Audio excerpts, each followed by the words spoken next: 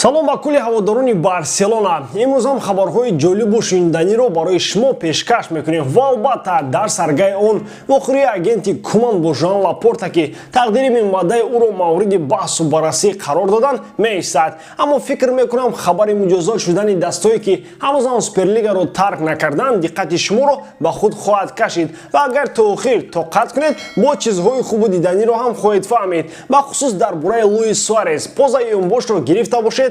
Пас рафтем.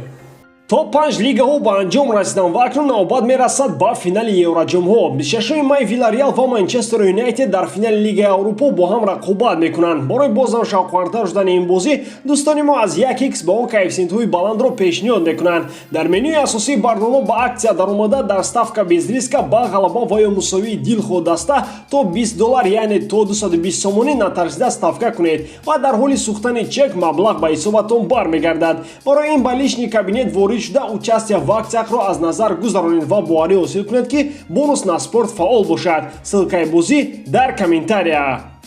Ахиран вохӯрии деринтизори агенти Роналд Куман сармураббии Барселона бо президенти клуб Жоан Лапорта баргузор шуд. Гуфта мешавад ин вохӯрӣ дар варзишгоҳи Камно баргузор шуда ҳамагӣ ним соат тӯл кашидааст. Мусаллам буд ки дар ин дидор Лапорта ва Роб Янсен мавзӯи тақдири ояндаи Куманро дар Барселона ба риштаи таҳлил кашиданд. Бештар гуфта мешуд ки Лапорта мақсади барканор кардани Куманро аз симати сармураббии Барса надошта, балки зиёну манфиати ин корро дар тарозуи санҷиш гузоштааст.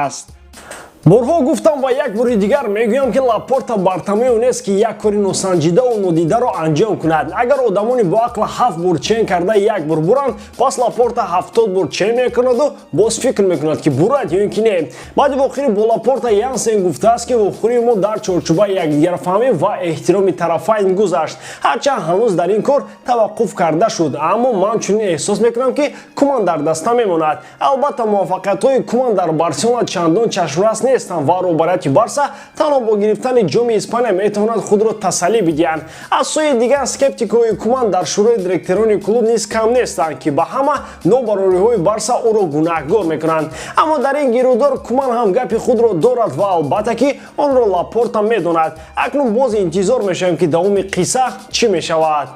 иттиҳоди футболи Аврупо ё худ УЕФА бар муқобили Ювентус, Реал ва Барселона парванда оғоз кардааст. илати боз шудани чунин як парванда боз ҳамун гапу калучаи пештара. Нафаҳмидед? Суперлига охир. Гап сари ин ки ин се даста ҳанӯзам аз ҳайати Суперлига берун нашуда, зиёда аз ин бар тибқи хабари занакои лаби об моҳи август барои дубора эҳё кардани он оғоз мекунанд. ба гуфти роҳбарияти УЕФА ин се даста меъёрҳои умумии ин ташкилотро дар созмон додани чунин як лига вайрон мекунанд ва онҳо бояд муҷозот шаванд.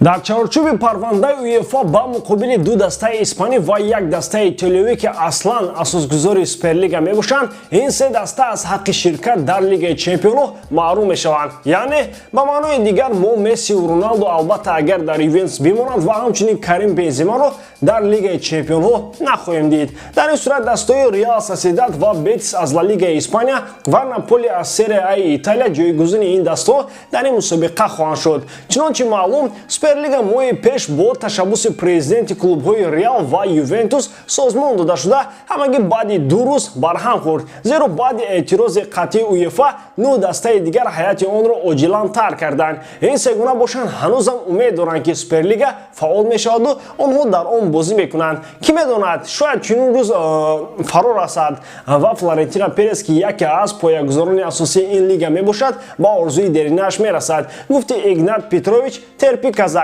атаманом будиш. ҳимоятгари Ювентус Матиос Делик дар фикри тарк кардани дастаи Туринӣ аст. ӯ аз он ки ба Юве гузаштааст сахт пушаймон шудааст ва дар он ҷо худро хушбахт ҳис намекунад. аз ин рӯ интихоби гузариш ба дастаи дигарро дар равзанаи трансфери тобистона баррасӣ мекунад.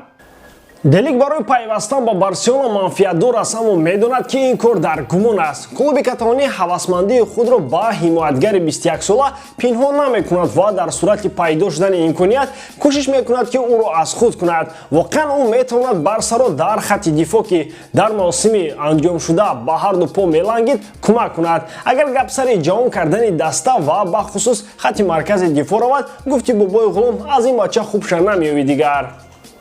чунончи гуфтем, Барселона ҳама хатҳои ҳайати худро дигаргун ворид карданист. Барои ҳамин дар ҳама мавқеҳои майдон тағйиротро интизор шудан мумкин аст. Аслан хати миёнаи Барселона бо назардошти пир шудани Бускетс ва чандон ба бозӣ ворид нашудани Рики Пуч ва қариб ки нодаркор шудани Миралим Пияниш ба дигаргунии куллӣ ниёз дорад. Ана барои ҳамин Барселона ин тобистон мувзятгари Ливерпул Жоржино Вейналдумро оварданист. Гуфта мешавад ки сармураббии даста Роналд Куман ва сорбони даста Лионел Месси гузашти ӯро пазируфтанд ва бо эҳтимоли зиёд Вейналдум ин тобистон ба Каталония меояд. Бар тибқи хабарҳои расида Вейналдум бо Барса шартномаи 3 сола ба имзо мерасонад. Шартномаи Вейналдум бо Ливерпул тобистони имсол ба охир мерасад ва гузашти ӯ метавонад барои Барселона бе сарфи ягон танга баргузор шавад. Жоржино дар Ливерпул нишон дод ки ӯ минтақаи такягоиро хуб пурра карда ҳуҷумро низ хуб оғоз мекунад. Оё шумо аз ин трансфер розӣ ҳастед дӯстон? Ҳатман дар комментария нависед. ҳамлагари Атлетико ва собиқ бозингари Барселона Луис Суарес бори дигар саҳифаҳои норӯшани гузаришашро ба Барса ба Атлетико варақгардон кард.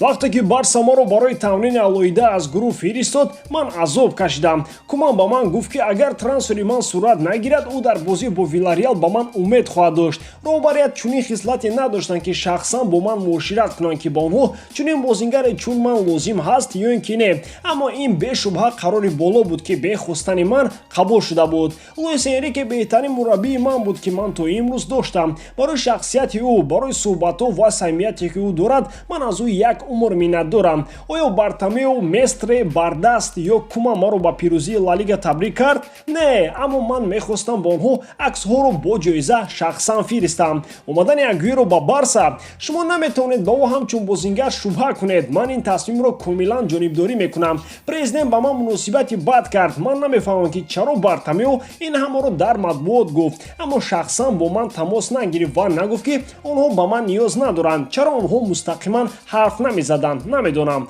гуфт Суарес. Бо гузашти қариби як сол аз гузариши аламҳои Суарес ҳеҷ не ки тоза шаванд ва дар ҳар вақти муносиб ва дар суҳбатҳои чортанию чилтании Луис забон ба ғайбати роҳбарияти собиқи Барса мекушояд.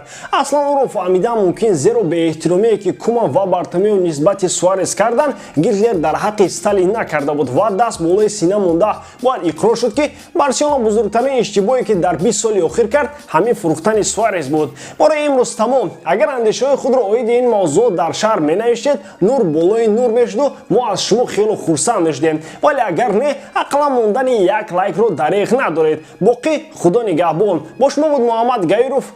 Хай, дар паноҳи Аллоҳ.